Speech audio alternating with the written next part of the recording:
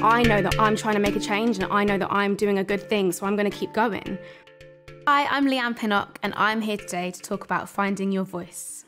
For a lot of years within the group, I felt very overlooked and invisible. I carried these feelings for such a long time, and I actually remember breaking down to Andre, my fiance, and just getting really upset because I just felt like no matter what I did, it was never on par with the other girls in the group. And then the Black Lives Matter movement happened, and all of a sudden the whole world was talking about race. And I felt like it was time for me to talk about my experiences, be open and just let it all go. And I remember my sister calling me and saying, Leigh-Anne, do a video, just open up and just tell everyone how you've been feeling. I always had the confidence inside, like it was always there, but being open, it kind of like, it unlocked it and it allowed me to be the Leigh-Anne that I was always supposed to be. I feel like it is so important for people to speak out if they see any injustices, if they're experiencing anything themselves or if they see it firsthand. It's very natural to be scared to speak out. It's something that I went through. I was scared that people just weren't going to understand. But I think when I did, I felt a weight just lift. And opening up about my own experiences just helped me to deal with it better. There's always people around for you to speak to, and imagine if everyone spoke out about injustices, we would be in a better place, I think. And even when the whole Black Lives Matter movement happened and the whole world was talking about race, like it was something that I've never seen in my lifetime. It felt like things were moving forward and things were actually, like we were working towards some sort of change. I think for too long, people have been scared to say things, people have been scared to offend people or say the wrong thing. You know what, you might say the wrong thing, like I might say the wrong thing, but we're all learning, and how are we ever gonna see any type of change if we don't? I've learned to have more conviction in my voice. It didn't come instantly, like I've had to work to get here. I completely lost my confidence within the group. Like I had to rebuild it, and it's only now, at the age of 29, where I feel unstoppable. Like I feel like I've gained it all back and my voice feels more powerful than ever. I do feel like it's a process. You do just have to keep striving on and believe in your power. I think that's the key for me. Like the moment I started believing in my power was the moment it all changed for me. I've been in talks about doing the documentary for about 3 years. It's called Raise, Pop and Power. And yeah, I almost feel like a different person from doing it. I always knew that I wanted to be open and honest about my experiences, and everything that I've been holding on to for so many years is kind of now gone, really. It was a very hard and long process, but yeah, I'm just really proud that I got through it and it's out there into the world. I wasn't going to do a documentary about racism touching on colorism without Andre addressing the tweets that he did. I think it was really important for Andre to show how he'd grown as a person, how he'd educated himself, and it wasn't the person that I met. I really felt like it was time that he addressed it and he spoke about it. And yeah, and I was really proud at how open he was. He is a different person now, and sometimes I think confronting that is a really brave thing to do. So yeah, I was happy that he was able to talk about it. I don't feel like I ever felt like I wanted to give up. I did have a lot of fuel in me to keep going. And the outcome I wanted, I knew that I wanted to keep educating myself and keep learning. I wanted to address colorism, but through the eyes of darker skinned women and getting their experiences and their accounts of it. And I really also wanted to address the fact that if I was some shades darker, I probably wouldn't have even been put into the group. Obviously the documentary hadn't been out yet, and I was receiving all these comments about being mixed race and talking about colorism. That was a big obstacle I had to face on my journey, but I remember going to see Dawn Butler. I'll never forget it. She said, when the history books are written, what's going to be said next to your name? And to see the hatred that Dawn was getting online and the abuse that she gets just kind of made me think, she is so strong and I know I can do this as well. I'm always going to get backlash from people. There's always going to be people saying negative things and no one's always going to agree with what you're doing or what you're saying. but I know that I'm trying to make a change, and I know that I'm doing a good thing, so I'm going to keep going. I tend to ignore criticism now. I think you're always going to get it. You're always going to experience it in life. Even when you are doing something good, that there's always going to be backlash, and there's always going to be people saying negative things, but you just have to rise above it and just ignore it like I've done, and just think, you know what, I'm doing a good thing and I'm going to keep going.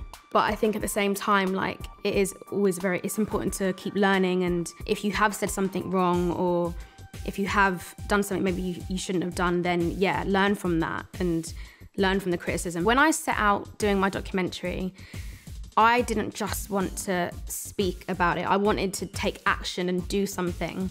I am really proud at the diversity that I now see around me on my team at work. I have been on and on at my team for months and months, and finally I'm seeing a change. And I went to work the other day, I had 2 shoots, and I looked around and I saw people that looked like me.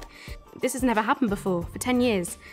And I've been a part of that change, so I feel really proud about that.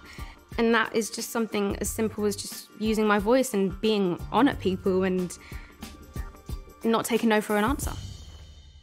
I have been in Little Mix for 10 years, and it's been some of the best years of my life. Like, I've just had the most amount of fun, and we are still best friends, sisters, so tight, and I think that's what's so special about us. Whenever I do something on my own, it is always quite daunting, because it's almost like I never fully stood on my own 2 feet. So actually doing the documentary, dealing with such a huge issue on my own, was a little bit scary, but I knew I had to do it. Like, this was my issue that I had to tackle. Going through that kind of on my own, I guess, made me stronger. I guess I feel less scared to stand on my own 2 feet now. Little Mix could never die, like, ever. Like, we just love what we do so much, and we love each other so much. So whatever we decide to do as a group, yeah, we're excited to do our own solo things alongside it. I feel like I've come so far in 10 years. Like, when I look at that young girl, little Leigh-Anne, at the beginning, coming into this world and this industry, just sort of being catapulted into it without even a thought, and just seeing myself now and how I've grown is just like, oh, it's mad, it's amazing. I'm proud that I've been so open. I'm proud that I've really spoken out, and I've become so much more confident. The fact that I can use my voice now to help others and use my experience to help others, I think I feel really good about that. The quote that I always love is, if not you, who? If not now, when? Just believe in yourself. Like, I've had so many setbacks, even before the group. People telling me that I couldn't do it, that I'd never amount to anything, I wasn't ever gonna achieve my dreams.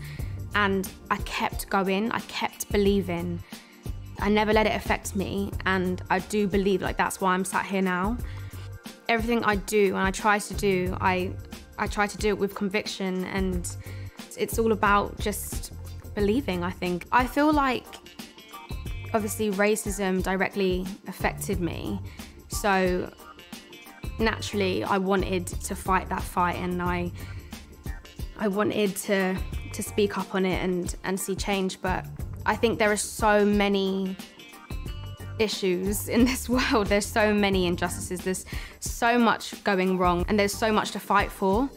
I don't think I ever want to limit myself and say I'm only going to fight for one thing. Like, I think this is just the beginning of me using my voice. The thing that I want to teach my child is to be confident, to know how incredible they are, to know how beautiful they are, to know that they can achieve anything. In reality, yes, like, I will teach them about Black history, I'll teach them that the world can be an unfair place, but at the same time, nothing is going to stop them. Like, they are going to achieve their dreams, and they can achieve their dreams, and they can be whatever they want to be. So the reason I wanted to work with One Young World is because when I was growing up and the years within the band, like, it took me quite a while to find my voice. That's why when I look at all these young leaders, like, that are using their voice and taking the time to implement change. I think it's so inspiring, and I love the fact that One Young World are there to support that and there to amplify their voices. I want a better world for me, I want a better world for my children and their children. I want to see change, and so do they, so I just felt like it was a perfect alignment for me. Another thing that I'm proud of is the foundation that I founded called the Black Fund. It's the foundation that I have created with my fiance, my sister Sarah, and Jay. It's basically a foundation to try and bridge the inequality gap. And we've recently just partnered with One Young World to support 2 young leaders who are speaking about racial injustices. The scholarship is called Investing in Equality, and we are looking for 2 young black leaders who are either trying to break into the creative industry or fighting against racial injustice. We want to invite them down to the summit in 2022 in Tokyo, and all proceeds from the t-shirts will go directly to sponsoring that scholarship and to funding the scholarship. And yeah, I think we're just really excited to see how the Black Fund's going to grow. I always said that I wanted to actively do something to see change and not just speak about it. Yeah, I'm excited to see where it will end up.